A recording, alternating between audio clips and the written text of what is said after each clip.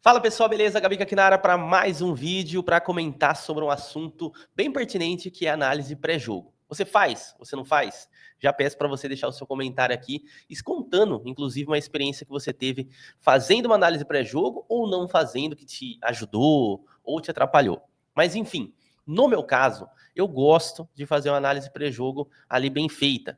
E principalmente acompanhar o que as equipes vêm fazendo, a forma que elas jogam, a forma que elas entram em campo, formação, principais jogadores.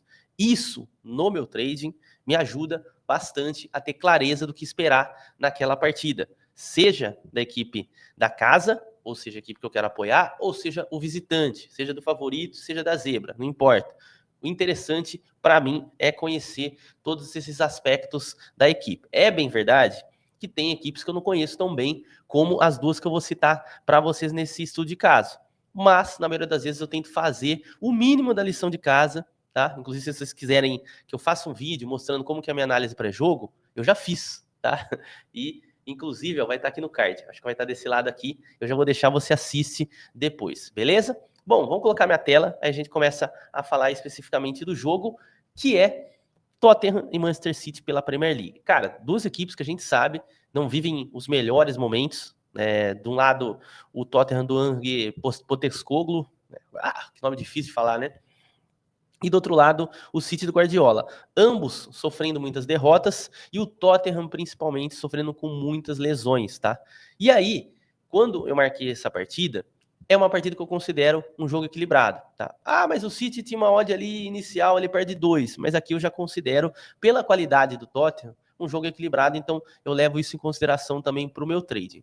E aí, qual que é o básico que eu fiz? Como eram duas equipes extremamente conhecidas, fui dar aquela olhada marota na escalação. E quando sai a escalação do Tottenham, me surpreende algumas ausências, mas principal delas, o Heung-min Son no banco de reservas, o coreano. Que, cara, é o coração desse time. É o cara que faz os gols, é o cara que puxa os contra-ataques, é o cara que cobra os escanteios, é o cara que cobra, que dá assistências também, tá? Então, assim, é um cara muito importante. Pontos positivos que eu vi nessa escalação: o retorno do Vicário, isso é fato, né? Tava jogando com goleiros reservas aqui, o Tottenham sofrendo com bastante lesão, mas o retorno do Vicário era um ponto negativo na minha análise, caso eu quisesse estar contra eles. Lembrando que em jogos equilibrados, eu considero estar contra qualquer uma das equipes, tá? Essa é a grande diferença para um jogo de favorito. Talvez eu não tenha falado isso, mas estou falando agora aqui para vocês. Depois, eu ia para a zaga, Pedro Porro ok, Danço ok, e aqui duas interrogações. Por quê? O Art Gray é um jovem jogador, claro que ele já vem sendo titular em diversos jogos aqui do Tottenham na temporada, porém, entretanto, todavia, ele joga muito mais pelo lado do campo, né, no lado defensivo, como também no meio campo. Então, ele era um jogador improvisado. Já tinha jogado, já de zagueiro? Tinha, mas na minha opinião, eu acho que fisicamente falando, ele não é grande coisa nesse aspecto. Eu gosto muito mais dele jogando um pouco mais à frente. E na lateral esquerda, o Destiny Udogie é titular, mas fazia pelo menos 6 meses que ele não entrava em campo por conta de uma lesão. Então, era um jogador retornando num jogo extremamente importante. Depois a gente tinha o Bergvall, que também é jovem, mas é titular. O Bentancur, que vira e mexe titular. O Madison, que obviamente é titular quando não tá com lesão. E aqui, também um outro ponto. Poderia ser o Kulusevski? Poderia. O Brandon Jones fez boas partidas, chegou a fazer até gols aqui nessa temporada? Fez. Mas eu acho que o Kulusevski é mais jogador que ele e mais perigoso, inclusive. No ataque, o Matistel, que eu gosto, tá? Mas não é o Heung-min e aqui o Odobert, que é outro jovem. Então, assim, um time lotado de jovens e jogadores que não são titulares habitualmente, ou jogador, como é o caso do Matistel, que acabou de chegar. E aí, do lado do City, eu vi o oposto. Bem verdade, volto a dizer, o City não está na sua melhor fase. Mas aí você olha a escalação do City, é um City muito mais completo. Ederson no gol, Matheus Nunes, que vira e mexe, joga por aqui, pode ser que o Rico Lewis jogue, mas eu acho que o Matheus Nunes jogando lateral é melhor que o Rico Lewis. O Kusanov, que o Guardiola elogiou bastante, Rubem Dias, que é titular, Gvardiol, Nico Gonzalez, que para mim é o substituto do Rodri, Kovacic, e aqui à frente foi onde eu mais gostei, por quê? O Foden não tá numa fase legal, eu acho que o Savinho cria mais que ele, principalmente na questão do 1 para 1, bacana. O Doku também é bem melhor do que o Grealish, na minha opinião. E eu acho que, pensando no jogo onde eles seriam atacados, faria muito mais sentido para mim ver o Doku do que propriamente o Grealish, né, que não é um jogador de velocidade. E aqui, cara, fiquei muito feliz de ver o Marmoush. Tá? Não fez uma grande partida, uma partida maravilhosa, mas é mais um jogador aí que tem uma característica mais interessante e vive um momento melhor do que propriamente o Kevin De Bruyne, que, aliás, pessoal, De Bruyne tá na hora de ir embora do City, né? E aí também, eu poderia falar do Bernardo Silva, que também não vive um bom momento. Então, assim, o Guardiola acertou na escalação, na minha opinião. E aqui, o que aconteceu? Eu comentei lá no grupo, tá? Lá no grupo Telegram, que você entra pelo link do comentário fixado, ou tá o link da descrição, que é do Clubão do Benefício, grupo gratuito, tá? Sempre falo sobre ele aqui. Que eu comentei assim, ó. Confesso que o 11 inicial do Tottenham desfalcado e sem o Heung-min Son me anima a pensar que a possibilidade do City ter vantagem. E eu falei, nesses primeiros 10 minutos, de fato, é o time que mais cria. Basicamente isso. E continuei a ver o jogo. E aí a gente vai para o gráfico da partida, tá? No gráfico da partida, a gente percebe que o início da partida, tanto o Tottenham, tá, que é o azul aqui clarinho, quanto o City, criavam ali, chegaram a dar uma finalização cada um, mas o City propriamente mais com a posse de bola, tá?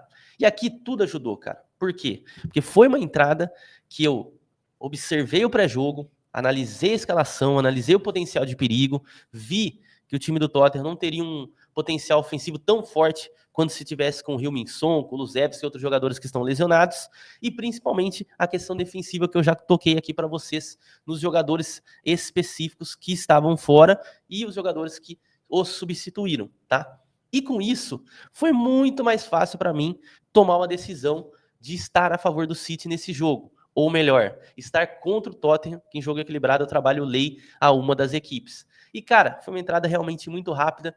O City deu um ataque aqui, eu vou até mostrar para vocês, espero que não cortem, tá? Vou tentar deixar o máximo aqui para não acontecer nada. Esse ataque do Matheus Nunes com o Haaland foi um ataque extremamente perigoso, tá? Inclusive, acho que o Haaland até errou um pouco na finalização. E aí, eu resolvi fazer a minha entrada, tá? E logo na sequência, cara, exatamente com os jogadores que eu tava bem animado para ver, com o Doku, com o Haaland também participando, o Nico participando, cruzamento, e o Haaland faz o gol. E aqui tá a minha entrada, tá? Só para provar aí, para comentar o que eu havia feito. Entrei a 4.4, ainda não fechei muito bem, tá? Fechei ali a 8.4, achei que poderia ter fechado um pouco melhor. E consegui pegar esse gol. Conclusão da ópera e algumas ressalvas que tenho que fazer aqui nesse vídeo. Bom, pessoal, não é toda vez que isso acontece, não é toda vez que uma pré-análise de jogo vai bater com o que vai acontecer dentro do jogo. Pode acontecer de mesmo o time entrando com jogadores mais reservas, um time mais misto, ele joga ainda melhor. Cada caso é um caso. Mas o que eu quero ressaltar para vocês aqui, que na minha humilde opinião, para quem trabalha com leitura de jogo, não trabalha com leitura gráfica, não trabalha com outros fatores, qual que é o valor da odd, enfim, eu acredito que você tem que saber pelo menos o mínimo ali das equipes que vai te ajudar. Eu, por exemplo, quando eu faço um jogo, por exemplo, sei lá, pega um exemplo, que é muito, eu não faço mais hoje, mas quando eu fazia, sei lá, um campeonato belga, campeonato dinamarquês, naquele time da parte de baixo da tabela, os de cima eu ainda faço, tá? Mas vamos supor, pega dois times meio de tabela que eu não conheço tão bem, não vou conhecer os jogadores, não conheço nada. Mesmo que eu consiga enxergar alguma coisa naquele jogo, eu tenho sim uma trava para poder estar dentro. Por quê? Porque como que você vai confiar que realmente é aquele jeito que o time joga? Aquilo ali é o que o time apresenta de melhor? O adversário, será que ele sabe contra-atacar ou não? Ah, mas ele não tá contra-atacando, mas ele pode saber. Que era o caso de Tottenham e City. Como eu conheço o Tottenham muito bem, eu sei como eles venceram o City nas últimas vezes que eles se encontraram. Foi no contra-ataque.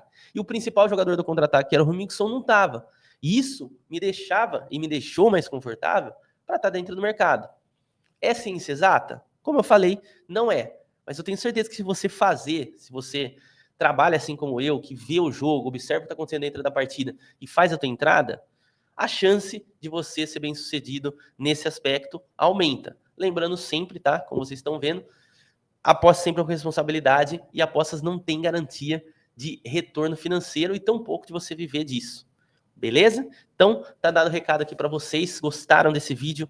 Comenta, dá sua opinião, fala aí de uma situação que você viveu onde, cara, o pré-jogo foi muito bom, fiz o pré-jogo foi muito ruim, eu não faço pré-jogo, eu faço pré-jogo, enfim, comenta aí embaixo, a gente troca ideia, deixa sugestão de vídeo e caso você ainda não esteja na comunidade gratuita do Clubão de Benefícios, quer ter esses insights que eu mando ali pra galera ali que me acompanha, só você clicar no link do comentário fixado. E assim, também como o link da Betfair, como vocês sabem, é lá onde eu trabalho. Fechou? Tamo junto, bons greens a todos.